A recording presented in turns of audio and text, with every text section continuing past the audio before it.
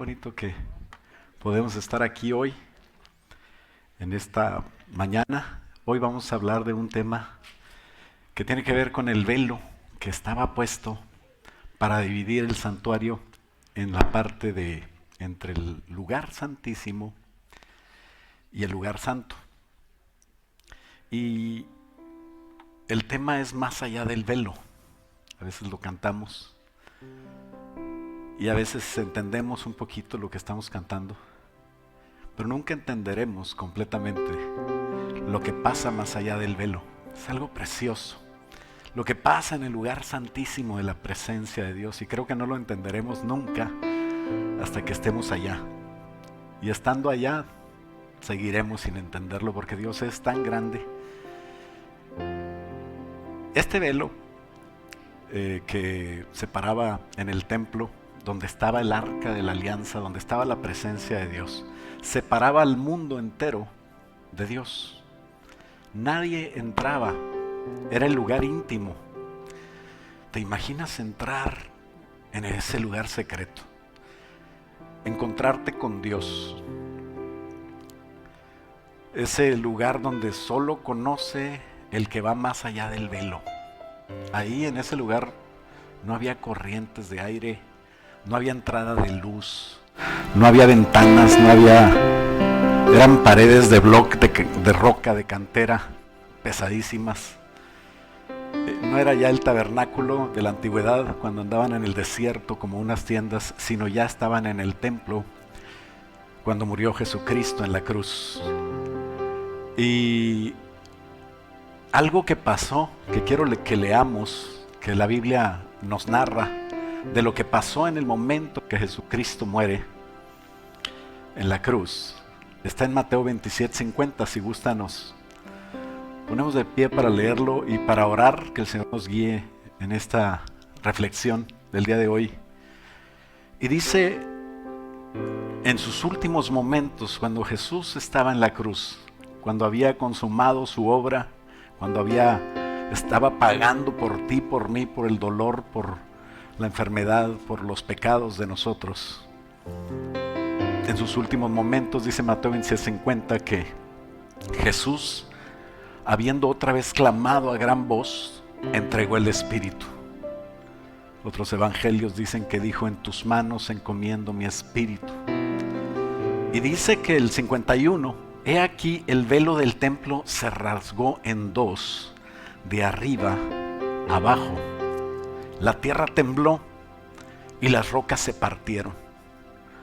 Y dice que los sepulcros en el panteón, dice, muchos sepulcros se abrieron con ese temblor, con ese poder salvador, ese poder de cuando Jesús entrega su espíritu. Hay un terremoto, los sepulcros se abren y muchos cuerpos de santos que habían dormido se levantaron. Dice que después de la resurrección, dice el 53, y saliendo de los sepulcros después de la resurrección, o sea, el día que murió, se abrieron los sepulcros, quedaron expuestos.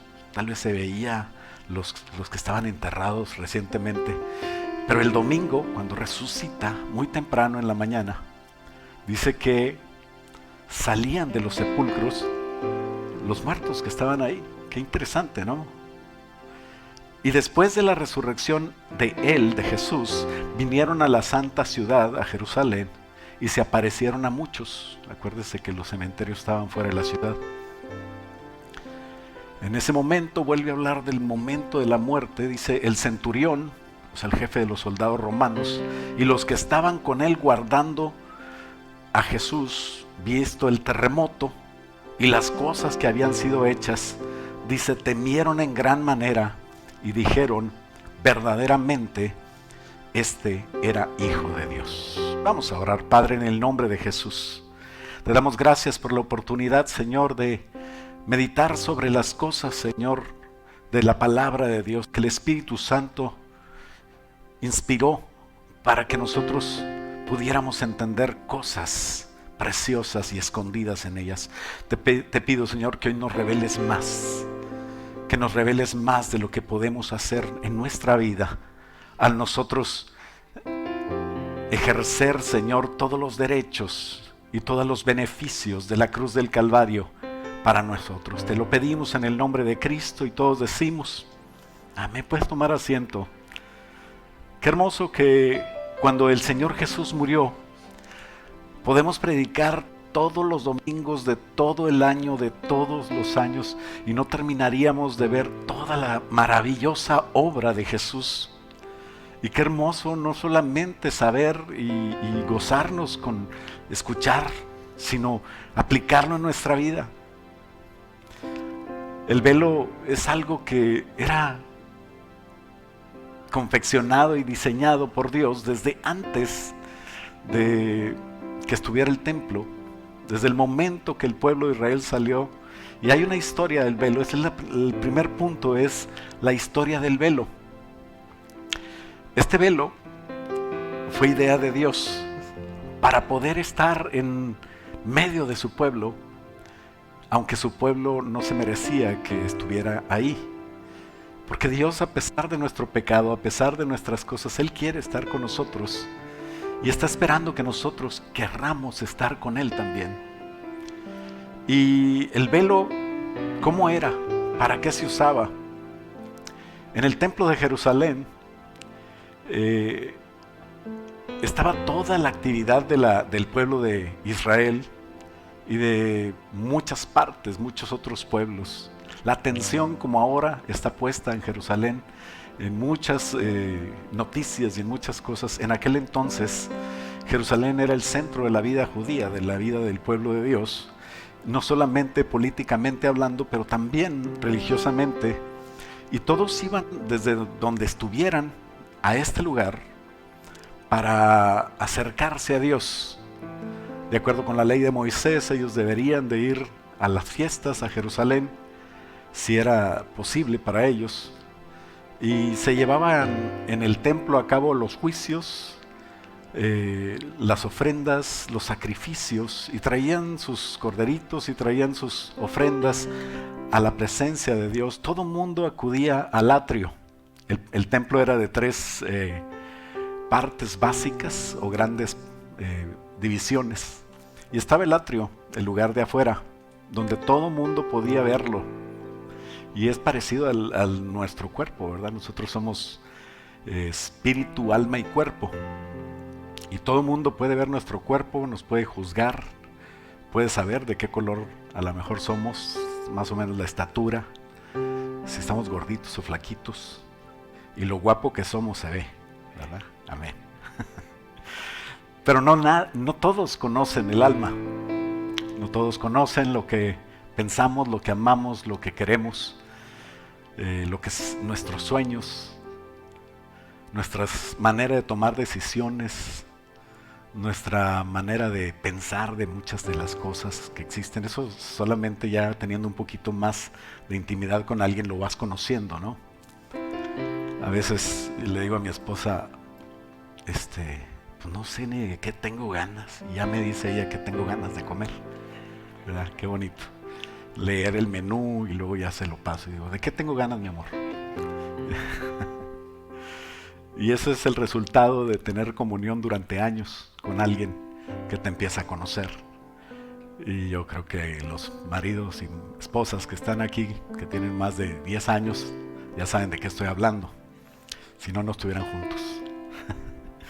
Pero, de acuerdo a la ley de Moisés, la ley de Dios que le dio a Moisés, la gente llegaba hasta el atrio y ahí tenía que, en todo caso, presentar su sacrificio y presentar, lavar. Había dos elementos principales, que era el altar del sacrificio y la fuente donde se lavaban, ¿verdad? Entonces los dos tienen que ver con la manera de acudir a Dios. Al principio tenemos que entregar nuestra vida, tenemos que entregar nuestros deseos, nuestros anhelos, y venir como un sacrificio vivo, puro y santo, agradable a Dios. Y todo el mundo acudía al atrio donde estaba el altar y traían sus sacrificios para tener paz con Dios, para acercarse de alguna manera a Dios, pero no podían más que solamente los sacerdotes podían entrar al lugar santo. Es el segundo lugar, es como por decir el alma que no todos la conocen, pero los que tienen más comunión. Quiero decirte algo por si ya estás pensando, yo no soy sacerdote, yo no soy pastor. Dios quiere que tú entres en una intimidad con Él. Y la palabra de Dios dice que Él nos hizo un pueblo donde todos somos reyes y donde todos somos sacerdotes. Somos sacerdotes porque por eso no tienes un sacerdote aquí parado enfrente de ti. Aquí solamente hay un pastor que está puesto por Dios para de alguna manera ayudarte, perfeccionarte, y no que yo sea perfecto, pero que Dios nos va a usar juntos para aprender más de Él. Pero tú no necesitas a nadie para tener a Dios, tú lo tienes en tu corazón porque Cristo lo hizo en la cruz del Calvario. Y entonces tú no tienes que ir hasta el altar, tú no tienes que ir hasta el atrio solamente, tú tienes que penetrar más adentro. Y la palabra de Dios dice que si pusiéramos un diseño, una vista en planta, o sea desde arriba, de lo que es el tabernáculo, podríamos tener una imagen donde podemos apreciar lo que es la entrada desde el lado oriente y entrando al atrio, que es el primer cuadro, podríamos ver lo que es el altar de bronce. Después sigue la fuente. Y así es como llegamos a Dios. Llegamos y presentamos nuestro sacrificio. En el día del amigo alguien llega o llega por primera vez o alguien va y te visita y tú entiendes. Si no conoces a Cristo y si es la primera vez que estás oyendo de esto, entrega tu vida al Señor. Eso es lo mejor que puedes hacer para empezar a tener ese beneficio de Cristo en la cruz del Calvario. Y cuando entras al lugar de la presencia de Dios por el atrio, lo primero que te encuentras es el altar del sacrificio, donde damos nuestra vida al Señor. Después viene la fuente, donde Él lava nuestros pecados, donde nos limpia. Después entramos a un lugar más íntimo, porque somos sacerdotes, no somos cualquier persona. Él nos hace parte de su pueblo, ya no somos cualquier persona, sino pasamos a ser de la familia de Dios. Y entramos a esa sección que se llama el lugar santo, donde empieza nuestra santificación. Donde el Señor, ahí en el lugar santo hay 3 elementos. Está el pan, la mesa de los panes de la preposición, el candelabro de 7 luces y el altar del incienso. Y lo primero que encontramos a la derecha es el pan, la provisión. Jesucristo nos provee todo. Él es el pan de vida. Y del lado izquierdo encontramos la luz perfecta, la luz de los 7 elementos o de las 7 luces. Ese menorá que le llaman los judíos, donde nosotros ya empezamos a tener no la luz del mundo, la luz de afuera, pero la luz de Cristo, que ahora es la luz del mundo, que estamos aquí para transmitir esa luz a todo el mundo. Y qué bonito poder entender que el Señor nos da una luz perfecta, que no tenemos que andar buscando conocimientos fuera, sino que ya pasamos el primer velo, que es el velo para entrar al lugar santo. Hay un velo ahí, pero ese velo es penetrado por cualquier sacerdote, cualquier día del año, para estar más cerca de la presencia de Dios. Y un elemento que yo quiero que pongamos mucha atención es el tercer elemento que está adentro del lugar santo, lo que sería el alma, ¿verdad? Porque el Señor quiere que tu alma sea para Él, que tú te santifiques para Él, y es el altar del incienso. La palabra dice que para Dios, para Jesús, nuestras oraciones son como un incienso puro que va como olor grato a su presencia. Y el Señor quiere que nosotros entendamos que antes de entrar al mismísimo lugar santísimo, a la presencia de Dios, nosotros entendamos que tenemos un elemento clave para entrar por sus puertas, y es la acción de gracias, es la oración. Tú puedes tener oración, debes de tener oración, debes de tener adoración, debes de tener alabanza, debes de estar agradecido con Dios, debes de ser humilde para entender que Dios es el que te va a llevar. Y así, con esa actitud, podemos entrar por ese velo que hoy está abierto. Ya no está dividiendo el lugar santísimo del lugar santo, sino que es algo tan precioso, y eso lo logró Jesús. Cuando murió, el velo se rasgó, y el velo se rasgó de arriba abajo, y ahí podemos encontrar el arca del pacto, que ya no está. Por eso digo, Eso es como una imagen de nuestro mismo cuerpo. Hoy nosotros somos el templo de Dios. Hoy nosotros somos un tabernáculo, un templo, ¿no? Decía un hermano que era gordito, dice, yo soy como una catedral.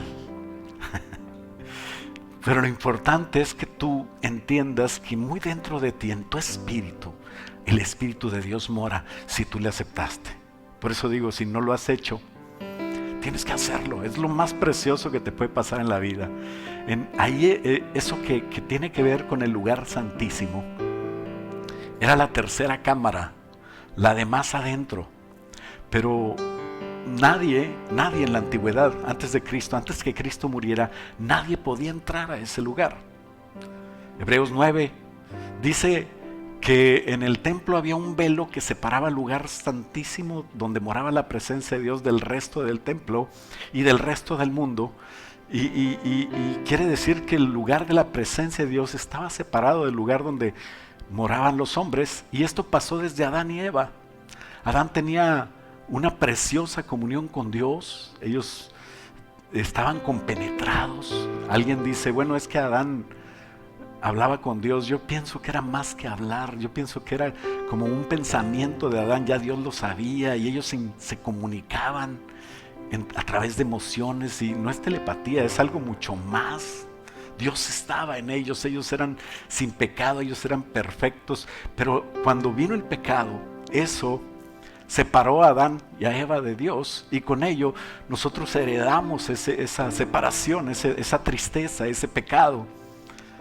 Y el resto, pues ya lo sabemos. Hoy tenemos dolores, tenemos enfermedades, tenemos tragedias, tenemos muchas cosas porque estamos separados de Dios. La palabra de Dios dice que Dios siempre quiso estar con nosotros y quiere estar con nosotros. Dios no cambia de opinión. No hay nada, que el diablo no te engañe, no hay nada que tú puedas hacer que pueda hacer que el amor de Dios ya no te alcance. Y mientras tengas manera de hacer esto, mientras tengas aliento en tu boca, mientras respires, tú puedes volver a Dios. Y dice la palabra de Dios en Isaías 59, el versículo 1. He aquí, no se ha acortado la mano de Jehová para salvar. Dios no se ha cansado de salvar. Dios no ha desistido en su intento por alcanzar personas que no tienen la oportunidad de estar con Él. Ni se ha agravado su oído para oír. O sea, Dios todavía está escuchando al que le llama, al que le busca.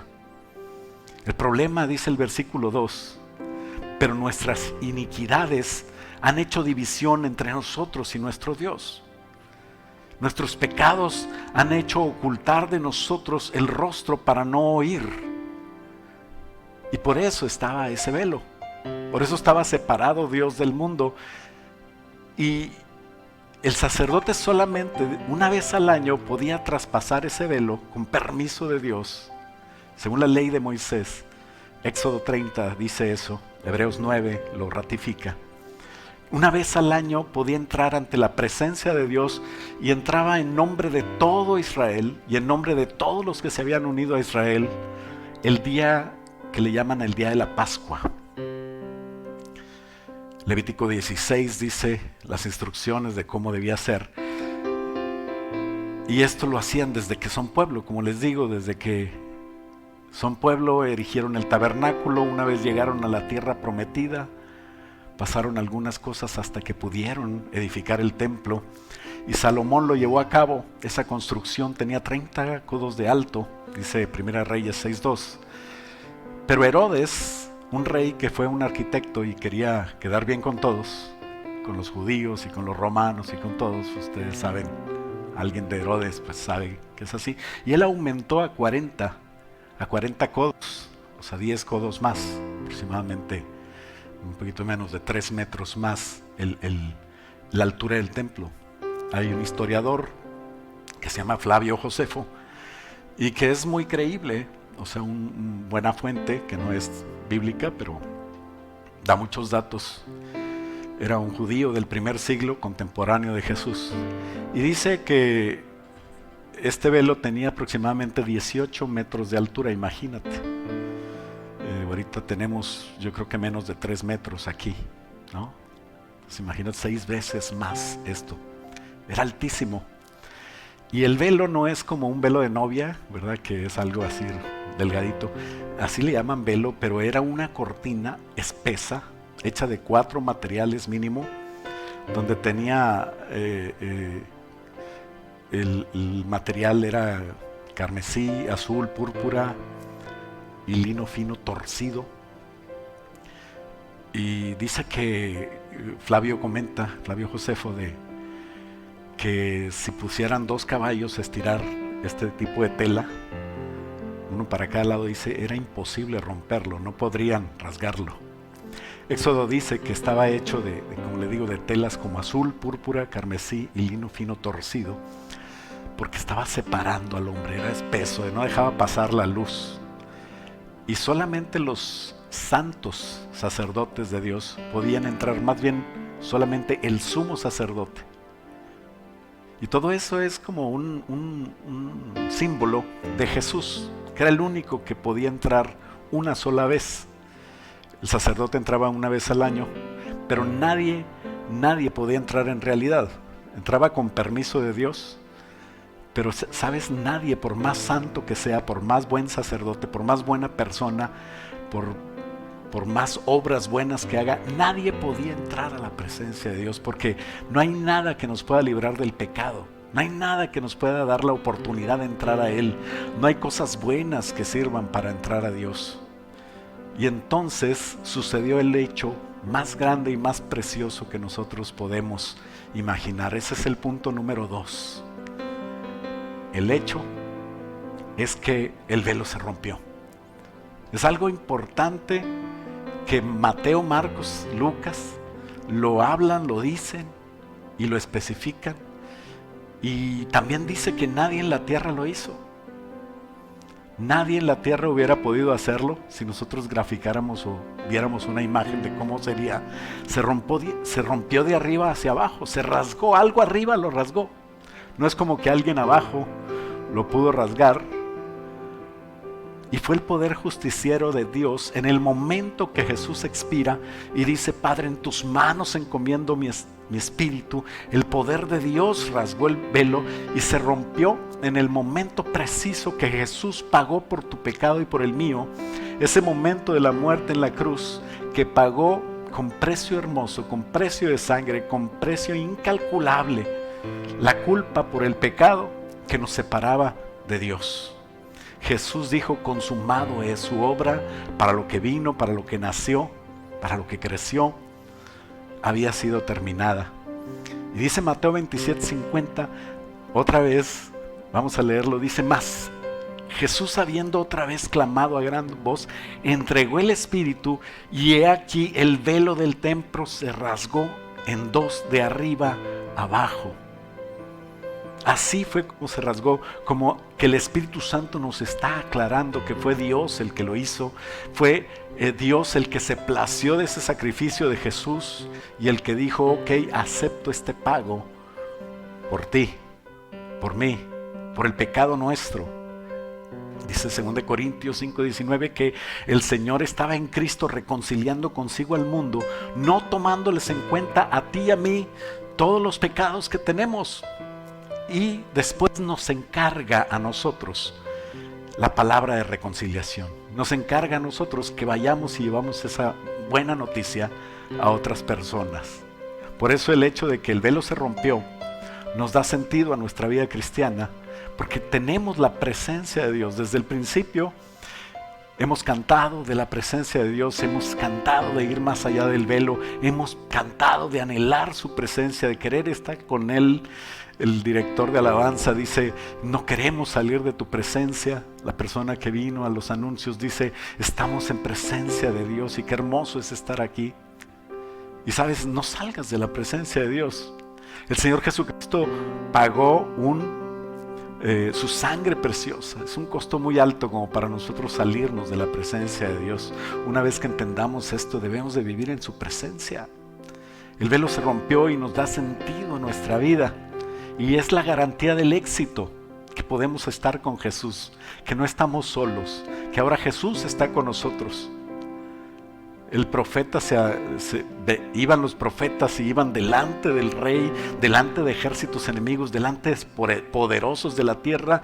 Y por ejemplo Elías decía: vive Jehová en cuya presencia estoy.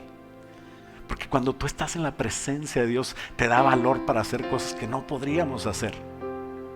Y entonces eso da sentido y garantía del éxito de nuestro trabajo. Y el Señor nos encargó ese ministerio, ese servicio para Él. ¿Quieres servir a Dios?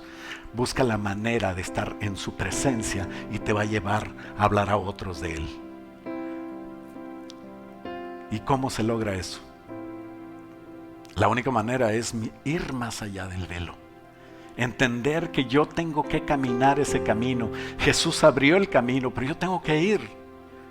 Por eso tenía que romperse el velo. Y el tercer punto y último es la pregunta: ¿por qué se rompió el velo? ¿Por qué cuando entregó el Espíritu la tierra tembló? ¿Por qué las rocas se partieron? ¿Por qué se abrieron los sepulcros? ¿Por qué estos sepulcros abiertos, el día de la resurrección, las personas que eran salvas salieron, se levantaron y fueron hasta la ciudad? Dice: muchos cuerpos de santos. Quiere decir que eran personas salvas, que creyeron en Jesús, que creyeron en el Mesías que iba a venir, y se levantaron ese día, pero el día de la resurrección. Y aparecieron a muchos en la ciudad para demostrar. Todo esto fue para demostrar, porque el Espíritu Santo quería que supiéramos que Jesús es la resurrección en la vida. Tú no tienes por qué temer. No tienes por qué temer del virus, no tienes por qué temer de tu trabajo, no tienes por qué temer de enfermedades, no tienes por qué temer diagnósticos del médico, no tienes que temer el mañana y el futuro, porque vive Él, yo puedo vivir el mañana. Y tú tienes que saber y tener la fe que vas a estar bien. Lo peor que te puede pasar aquí en la tierra, a los ojos del mundo, es que te mueras. Porque cuando alguien se muere vemos sangre, vemos tristeza, vemos enfermedad. Pero del otro lado del velo, si eras salvo, hay un gozo terrible, hay un gozo tremendo, hay fiesta. Te están recibiendo los ángeles en la presencia de Dios. Y te estás reuniendo con los espíritus hechos perfectos, con aquellos santos que se levantaron con Jesús y fueron a su presencia, y todos los que han muerto en la fe desde que Cristo murió. Y desde antes, porque en su muerte Él pagó el precio de nosotros y de los de antes, de todos los que creyeron en Él, para demostrar, esto es para demostrar que a los incrédulos, que Dios está abriendo la puerta. ¿Y por qué a los incrédulos? Por eso dice el soldado romano en el 54, dice que el centurión, el jefe de los soldados, y todos los soldados que estaban guardando a Jesús, visto el terremoto y las cosas que habían sido hechas, temieron en gran manera. Dijeron: verdaderamente este era hijo de Dios. Yo me imagino que ese soldado se convirtió, como aquel Cornelio que nunca estuvo en paz hasta que llegó Pedro y pudo compartirle de Jesús, y ya recibió la salvación. El sacrificio en la cruz, el derramamiento de su sangre, fue la expiación, la limpieza, el pago, lo que te quita todo pecado. Que el diablo no te engañe. Tú vales la pena porque tienes a Jesús, no porque eres muy listo o porque tienes muy buen trabajo. Qué bueno que lo seas, pero si no es así y te sientes triste porque no eres a lo mejor, no te sientas así. Tú eres lo mejor en Cristo. El derramamiento de su sangre te hizo valer por los pecados. Todos los pecados que tenías los borró. Y ese derramamiento de sangre por los pecados, por las enfermedades, por el dolor, quiere decir que el Señor Jesús llevó todo eso. Si nosotros viviéramos sin la sangre de Cristo, sufriríamos mucho más. Y a veces Dios deja cositas que nos hacen sufrir. A veces pensamos: ¿por qué mi hijo se tuvo que morir? ¿Por qué tengo que pasar estos problemas? ¿Por qué tengo que batallar con estas situaciones? ¿Por qué en mi cuerpo debo de tener ciertos dolores? ¿Por qué paso por cosas? Y sabes que Dios tiene enseñanza para todo en eso. Tenemos que buscar a Dios, tenemos que ser humildes, tenemos que buscar oración, tenemos que ser iglesia, unirnos y entrar juntos en el lugar santísimo de la presencia de Dios, que ahora es alcanzable por medio de la sangre preciosa de Jesús, porque Jesús abrió ese camino para toda la gente.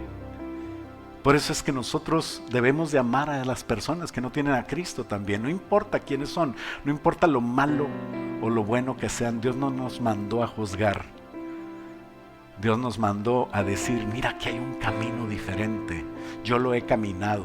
¿Cómo puedes llevar a alguien a un lugar que tú nunca has ido? Bueno, es un riesgo, ¿verdad? Se puede, pero qué bonito que yo sepa, porque yo he ido, y entonces pueda llevar a otros por ese camino. Todos, judíos, gentiles, los que no son del pueblo de Dios y los que son del pueblo de Dios, todos podían entrar. Cuando Jesús murió, el velo se rasgó en dos, y Dios ya no mora en ese lugar. Ahora Dios mora en los corazones. Dice Hechos 17, la explicación, dice, el Dios que hizo el mundo. Pablo le estaba predicando a los griegos, gente que no era del pueblo de Dios. Y le decía, el Dios que hizo el mundo y todas las cosas que ves en el mundo, siendo Señor del cielo y de la tierra, Él no habita en templos hechos por manos humanas. Dios habita en ti, Dios habita en todos los que le invitaron a su corazón. Finalmente, en conclusión, la única manera de ser salvo es entrar en una comunión con Dios. Es entrar por medio de Jesús en este nuevo pacto. La gente ha dicho, o los teólogos le pusieron el Antiguo Testamento y el Nuevo Testamento. Como que un testamento me da la idea en español de que alguien se murió y me dejó algo bueno. Claro que Dios siempre nos deja algo bueno, pero no es así. La palabra sería alianza, pacto. Entonces yo pudiera decir mejor, aunque está bien decir testamento, no vayas a corregir a alguien que diga eso, pero que tú sepas que más exacto es el antiguo pacto y el nuevo pacto. Por eso el Señor Jesús, antes de morir, el día que tomó la última cena, dijo, este es el nuevo pacto de mi sangre. No es un pacto como el de Moisés, no es un pacto como el de Adán o como el de Noé, no es un pacto como los de Abraham. Este es un pacto de sangre verdadera, de sangre preciosa, de sangre pura, que ahora sí va a salvar y va a permitir a todos entrar en la presencia de Dios. A todos los va a permitir no tener un sacerdote, sino ser sacerdotes, y que ellos entren personalmente. Y dice la palabra de Dios que Jesús dijo y explicó, yo soy el camino, la verdad y la vida, y nadie viene al Padre sino por mí. Jesús dijo en 1 Timoteo 2:5 que Él mismo es el único mediador. Le dice Pablo a Timoteo, Jesucristo es el único mediador entre Dios y los hombres. No hay otro nombre bajo el cielo dado a los hombres en que podamos ser salvos sino Jesucristo. En Juan dice, Jesucristo que vino y Él amó tanto, Dios amó tanto a la humanidad que entregó a su Hijo para que pueda ser salvo. Y solamente las personas que aceptan a su Hijo pueden ser salvos. No es que el que no acepta a su Hijo lo van a condenar, dice, ya está condenado. Es importante que nosotros entendamos que nosotros no condenamos a la humanidad está fuera del velo. Nosotros invitamos a la humanidad a entrar al velo, no somos intolerantes, somos la respuesta. Jesucristo, yo soy la respuesta, dijo. Y por ese nuevo pacto, lo primero que hizo Jesús es romper el velo y quitar todo estorbo para yo entrar a la presencia de Dios. Al salvar al mundo nos dio vida. Vida es estar unido. Muerte es separación. La vida y la muerte biológica no es nada comparado. Yo siempre he dicho que no somos políticos. Y alguien puso en Facebook, ¿cómo no? Una persona que es cristiana y que se metió a la política y pudo legislar de alguna manera y salvó a muchos judíos de gente que quería matar judíos. ¿Y qué? ¿Qué más da que se mueran ahorita y que se mueran, o que se mueran de viejos de 90 años? Es igual. Lo que hace la diferencia es que salves a uno para vida eterna. Es que tú puedas predicar a uno. Es mejor salvar un alma para la vida eterna que salvar miles de la muerte biológica. Todos nos vamos a morir. Lo que importa es que podamos predicar a Jesús. Eso es lo que vale la pena. Es el cambio verdadero. Y el que nos lleva hacia el Padre es Jesús. Por eso se rompió el velo. ¿Por qué se rompió el velo? Para salvar al mundo, para darnos vida y para hacer un nuevo pacto con nosotros, donde nosotros participemos y podamos tener una intimidad con Dios que solo el que va más allá del velo lo va a entender. Hebreos capítulo 8, versículo 6 dice: pero ahora, tanto mejor ministerio es el suyo, cuanto es mediador de un nuevo pacto. Jesús tiene un mejor ministerio que el antiguo pacto, establecido sobre mejores promesas.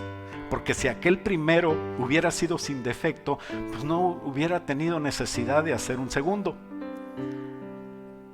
Porque reprendiéndolos dice: he aquí vienen días, dice el Señor, y estos son los días que dice, en que estableceré con la casa de Israel y la casa de Judá un nuevo pacto, donde nos incluyó a todos nosotros, no como el pacto que hice con sus padres el día que los tomé de la mano para sacarlos de la tierra de Egipto, porque ellos no permanecieron en mi pacto, porque no podían entrar a la presencia de Dios sin la sangre derramada de Jesús.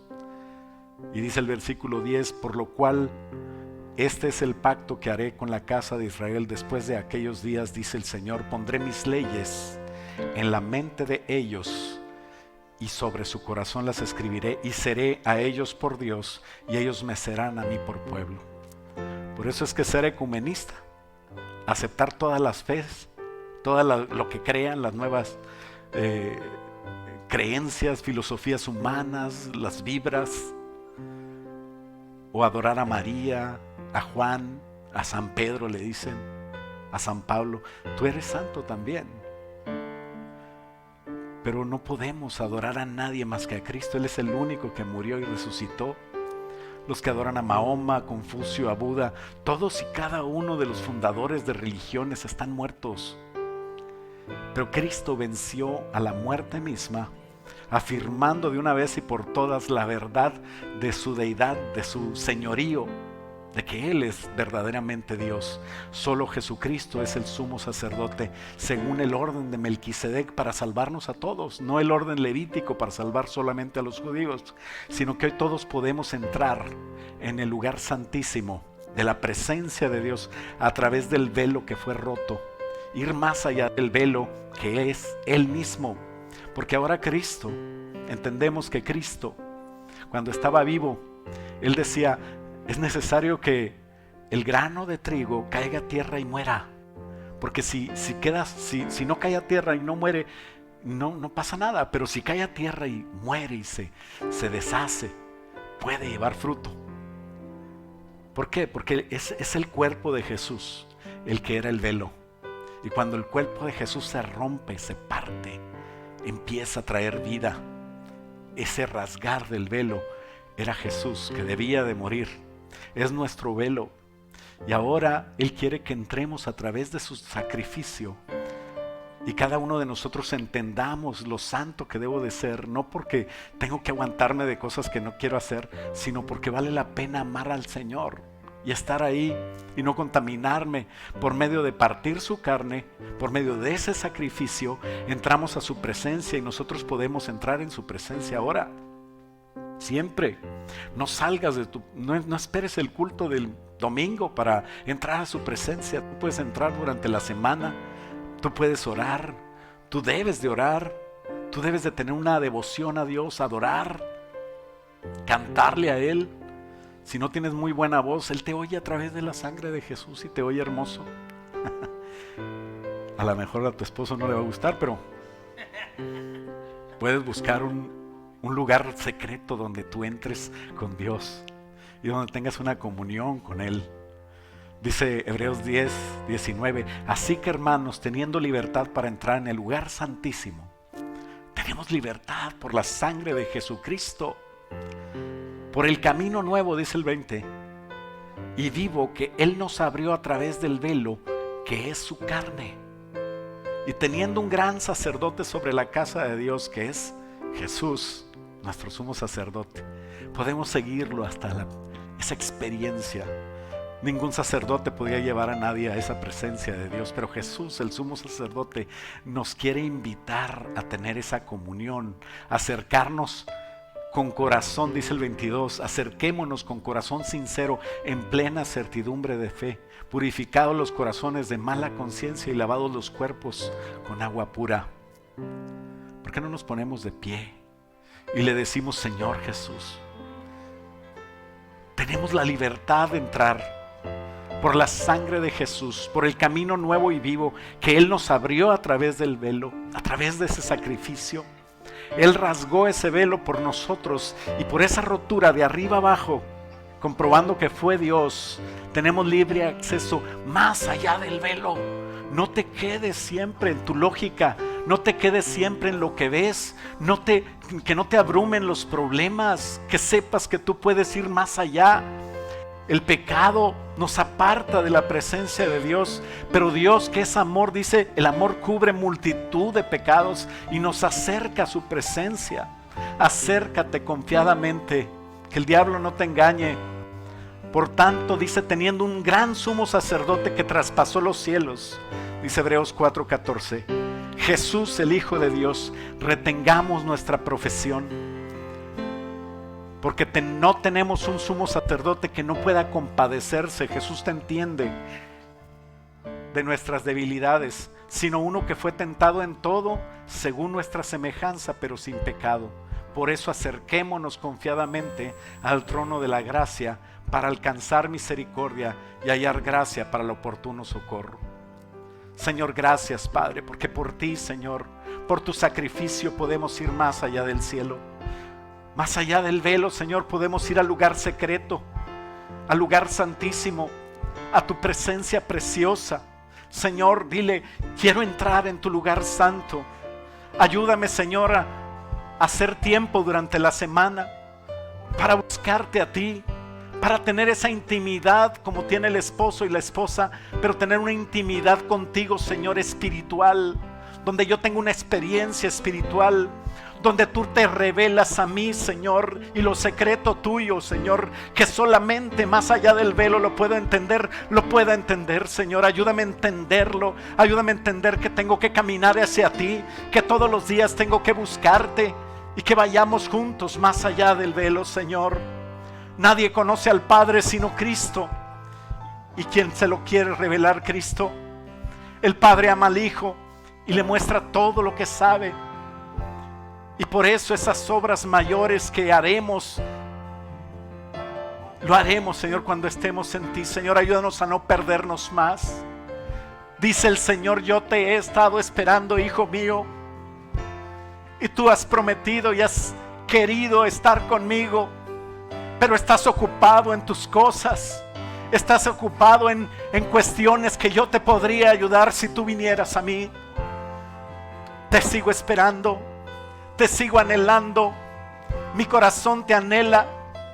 Acércate a mí, haz tiempo para mí, ten la fe de que yo te voy a ayudar en lo que te tiene ocupado, pero busca primero mi presencia, que yo te estoy esperando.